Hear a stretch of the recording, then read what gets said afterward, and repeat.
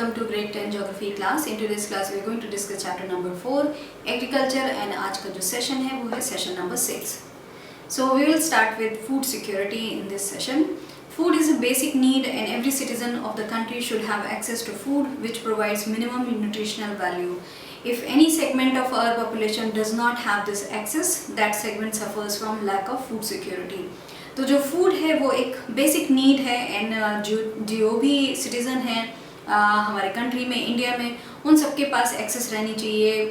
At least खाने के लिए खाना रहना चाहिए जो एंड खाना भी उस टाइप का होना चाहिए जो मिनिमम जो न्यूट्रिशनल वैल्यू है वो सबको मिलनी चाहिए. तो न्यूट्रिशनली भी लैक ना करे खाना जो वो लोग खाएं. Any segment of our population जो है अगर उनको एक्सेस नहीं है खाने की, if they don't have the accessibility to food, तो वो सेगमेंट जो है वो सफ़र करता है लैक ऑफ फूड सिक्योरिटी से. So that is the food security से लैक करेगा वो कोई भी सेगमेंट जो होगा जिनके पास एक्सेसिबिलिटी नहीं है या फिर अफोर्ड नहीं कर पा रहे हैं खाने को. So that all should be there जिससे कि सबके पास फूड सिक्योरिटी हो. The remote areas of the country are more prone to natural disasters and uncertain food supply. तो जो भी remote areas हैं कंट्री में जहाँ पे वैसे ही खाना बहुत मुश्किल से पहुँचता है, तो उन सब एरियाज़ में जो अनसर्टेनिटी है फूड सप्लाई की वो हमेशा रहती है. एंड अगर कहीं वहाँ पे नेचुरल डिज़ास्टर आ जाए तो बहुत ज़्यादा मुश्किल हो जाती है. सो दैट इज़ वाई जो रिमोट एरियाज़ हैं वहाँ पे ऑब्वियसली अगर वहाँ पे नेचुरल डिज़ास्टर प्रोन होगा एरिया तभी वहाँ पे कम लोग भी रहते हैं एंड वहाँ पे अनसर्टन फूड सप्लाई भी रहेगी बिकॉज ज़्यादा लोग नहीं रहते हैं तो इतना ज़्यादा वहाँ पे सप्लाई भी नहीं होगी फूड की. सो दैट इज़ वाई वो एरियाज़ जो हैं वो बहुत प्रोन रहते हैं नेचुरल डिज़ास्टर्स के एंड अनसर्टन फूड सप्लाई भी रहती है वहाँ पे. In order to ensure availability of food to all sections of society, a government carefully designed a national food security system. It consists of two components: buffer stock and public distribution system. तो जो availability है लोगों को वो ensure कराने के लिए food की जो हमारे सारे सेक्शंस ऑफ सोसाइटी हैं सबके लिए खाना अवेलेबल हो, तो हमारी गवर्नमेंट ने बहुत केयरफुली डिज़ाइन किया है एक नेशनल फूड सिक्योरिटी सिस्टम. और उसके दो कंपोनेंट हैं. First is buffer stock and दूसरा है पब्लिक डिस्ट्रीब्यूशन सिस्टम जिसको हम लोग PDS भी बोलते हैं. PDS is a program which provides food, grains and other essential commodities at subsidized prices in rural and urban areas. तो PDS जो है पब्लिक डिस्ट्रीब्यूशन सिस्टम जो है वो ऐसा प्रोग्राम है जो फूड, ग्रेन जो है और जो दूसरे इसेंशियल चीज़ें हैं, इसेंशियल कमोडिटीज़ हैं उनको प्रोवाइड करवाता है. सब्सिडाइज रेट्स पे वो प्रोवाइड करवाती है government rural and urban areas में. तो हर जगह रूरल अर्बन कहीं भी चले जाएं पर वो पब्लिक डिस्ट्रीब्यूशन सिस्टम से सब्सिडाइज रेट पे सामान मिलता है उन लोगों को. India's food security policy has a primary objective to ensure availability of food grains to the common people at an affordable price. तो इंडिया की जो फूड सिक्योरिटी पॉलिसी है उसका प्राइमरी ऑब्जेक्टिव यही है कि वो अवेलेबिलिटी ऑफ फूड जो है वो इंश्योर करें कि लोगों के पास एटलीस्ट मिनिमम न्यूट्रिशनल वैल्यू का खाना उनको अवेलेबल रहे अफोर्डेबल रेट पे जो कॉमन लोग हैं उन सबको अवेलेबल रहे. सो दैट इज़ वाई ये जो प्रोग्राम है वो इस्टेब्लिश किए गए. Food Corporation of India, which is FCI, is responsible for procuring and stocking food grains, whereas distribution is ensured by public distribution system. The FCI procures food grains from the farmers at the government announced minimum support price. जो food corporation of India जो FCI जिसको short में बोलते हैं वो responsible होता है कि वो प्रोक्योर करे, लोगों से लेके आए, वो जो फार्मर्स हैं उनसे वो लेके आए जो फूड ग्रेन्स हैं और जो बाकी सारी चीज़ें हैं एंड स्टॉक करें, ला के उनको स्टॉक करें फूड ग्रेन्स को. वेयर जो डिस्ट्रीब्यूशन का काम है वो देता है पब्लिक डिस्ट्रीब्यूशन सिस्टम. FCI जो है प्रोक्योर करता है फूड ग्रेन्स फार्मर से एट द गवर्नमेंट अनाउंस जो प्राइसेस होते हैं मिनिमम जो गवर्नमेंट पहले से अनाउंस करती है मिनिमम सपोर्ट प्राइस, उस प्राइस पे FCI जो फार्मर्स हैं उनसे वो लोग फूड लेते हैं या फूड ग्रेन्स जो हैं वो प्रोक्योर करते हैं. Consumers are divided into two categories: below poverty line and above poverty line, with the issue price being different for each category. However, this categorization is not perfect and a number of deserving poor have been excluded from the BPL category. तो consumers जो हैं, जो सारे consumer हैं हमारी country में, उनको दो कैटेगरीज में डिवाइड कर दिया गया है. First is BPL which is below poverty line, मतलब गरीबी रेखा से नीचे. तो एक जो मिनिमम जो एक सैलरी लोगों को मिलनी चाहिए, जो उनके पास पर मंथ उनको जितना कमाना चाहिए, अगर उनसे नीचे रहते हैं तो वो आते हैं बिलो पॉवर्टी लाइन में. एंड अबव पॉवर्टी लाइन है तो जो भी जो पॉवर्टी लाइन का एक जो फिक्स कर दिया गया है जितना कि लोग कमाएं पर मंथ, अगर उससे ऊपर है तो वो आते हैं अबव पॉवर्टी लाइन में. तो जो इशू प्राइस जो है वो डिफरेंट होता है ईच कैटेगरी के लिए. बिलो पॉवर्टी लाइन के लिए डिफरेंट है prices and above poverty line के लिए दूसरे हैं, बिकॉज बिलो पॉवर्टी लाइन के लोग उतना ज़्यादा अफोर्ड नहीं कर पाएंगे. They don't have the affordability, they have accessibility. उनके पास एक्सेसिबिलिटी है PDS सिस्टम से, बट उनके पास अफोर्डेबिलिटी नहीं है. And that is why government उनको और जो सब्सिडाइज रेट हैं उस पर दिलवाती है जो मिनिमम न्यूट्रिशनल वैल्यू है. एंड वो उनको मिलता है as per how many members of family उनके हैं. तो एक फैमिली में उनके कितने मेंबर हैं उस पर बेस्ड उनको जो गवर्नमेंट है वो प्रोवाइड करवाती है फूड ग्रेन्स एंड अदर जो कमोडिटीज़ जो बहुत ज़रूरी चीज़ें हैं वो वहाँ प्रोवाइड करवाती है. हाउएवर जो ये कैटेगराइजेशन है वो परफेक्ट नहीं है, क्योंकि नंबर ऑफ डिजर्विंग जो कैंडिडेट हैं, जो पुअर लोग हैं, वो एक्सक्लूड हैं इस कैटेगरी से. तो there will always be some people जो छूट जाते हैं बिलो पॉवर्टी लाइन के जब भी उनकी काउंटिंग होती है या जब गवर्नमेंट उन लोगों को जो लिस्ट बनाती है उसमें. तो there will always be some people जो उससे बाहर हैं, बट गवर्नमेंट डज एवरीथिंग कि वो जो बिलो पॉवर्टी लाइन के लोग हैं उनको वो सही रेट पे एंड फेयर प्राइस पे एंड कम प्राइस पे उनको फूड ग्रेन्स जो हैं वो अवेलेबल कराएं.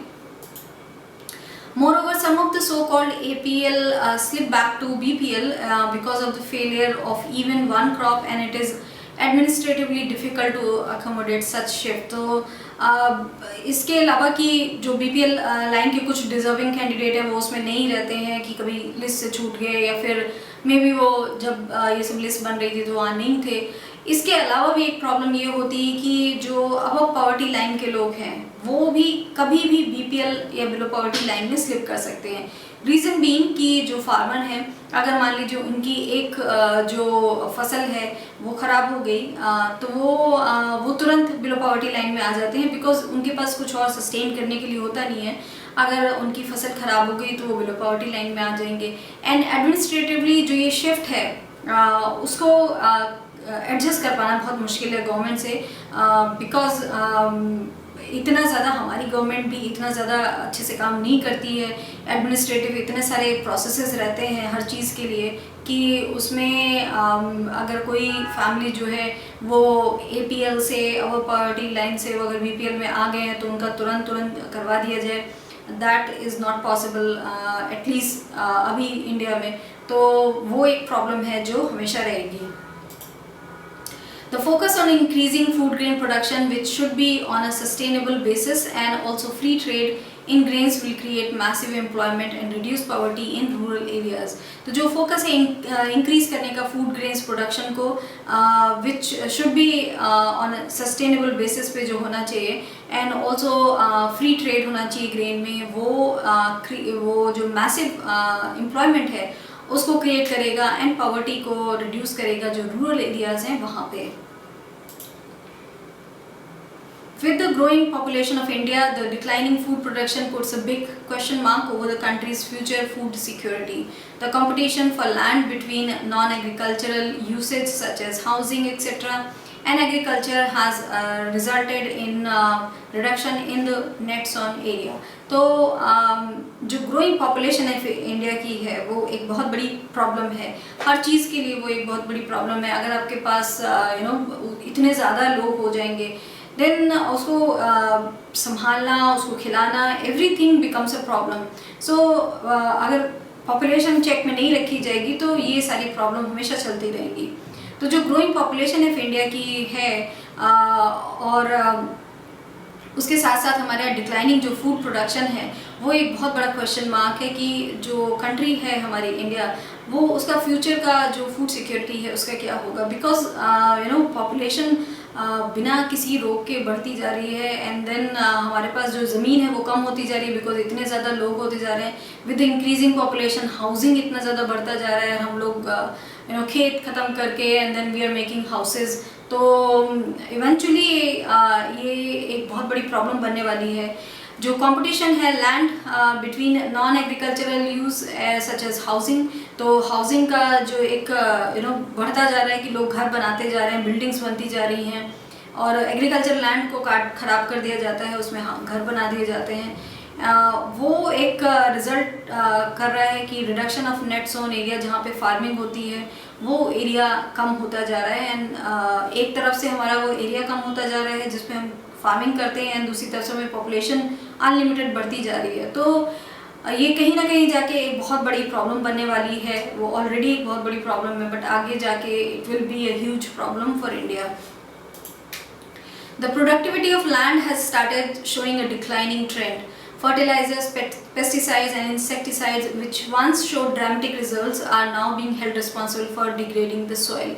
तो जो प्रोडक्टिविटी है लैंड की वो भी डिक्लाइनिंग ट्रेंड शो कर रही है, क्योंकि उसमें इतना ज़्यादा फर्टिलाइज़र, इतना ज़्यादा पेस्टिसाइड, इंसेक्टिसाइड डाल दिया गया कि अब वो भी उतने अच्छे रिजल्ट नहीं दे रही है, because all these are very ये सारी आर्टिफिशियल चीज़ें हैं जिससे कि शुरू में तो इसके रिजल्ट बहुत अच्छे आए, but these things are not good for health. तो हम लोग एक तरीके से अपनी हेल्थ के साथ खिलवाड़ कर रहे हैं, ये सारी चीज़ें जो डाल रहे हैं, फर्टिलाइजर्स, पेस्टिसाइड्स, इससे जो प्रोडक्शन है that has increased, and in the beginning it showed dramatic results, तो बहुत अच्छे रिजल्ट आए उसके, पर धीरे धीरे जो ये है उसको अब सॉइल को ख़राब करने के लिए इसका जो रिस्पॉन्सिबिलिटी है वो जो फर्टिलाइज़र, पेस्टिसाइड, इंसेक्टिसाइड है इन पे आ रही है, because these are very artificial things जिससे हम लोगों ने अपना जो फूड प्रोडक्शन है उसको बढ़ाने की कोशिश की थी।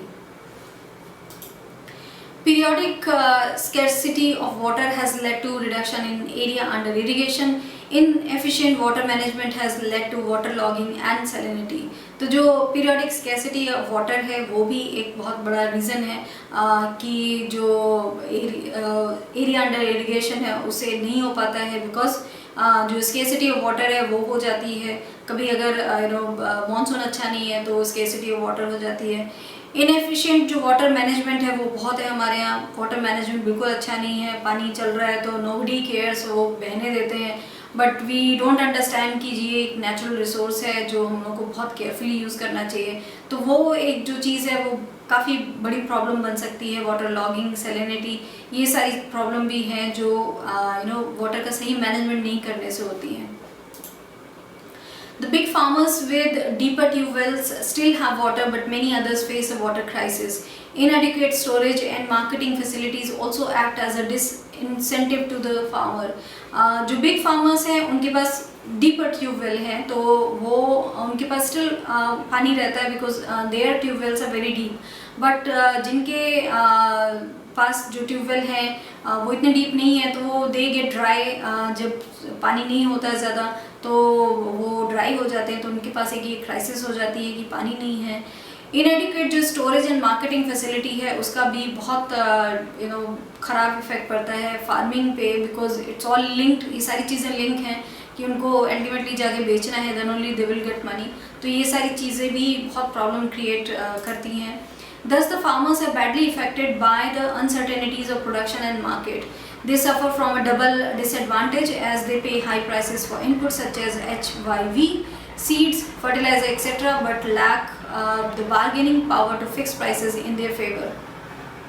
तो जो फार्मर्स हैं वो बहुत बैडली इफेक्ट होते हैं, जो अनसर्टेनिटीज़ हैं प्रोडक्शन में एंड मार्केट में, जहाँ वो जाके अल्टीमेटली सेल करते हैं, और वो डबल डिसएडवांटेज होती है कि वो हाई प्राइस पे करते हैं बहुत सारी चीज़ों के, एंड देन जब वो जाते हैं अपना बेचने सामान को तो वहाँ पे वो इतनी अच्छी बार्गेनिंग नहीं कर पाते हैं।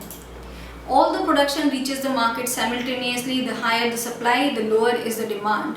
This causes distress sale also, therefore there can be no food security without the security of the small farmers.